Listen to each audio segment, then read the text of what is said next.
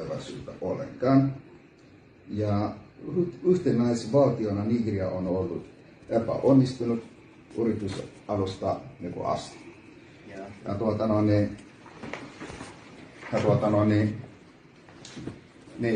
Siellä on korruptio politiikassa ja rikollisuus koko maassa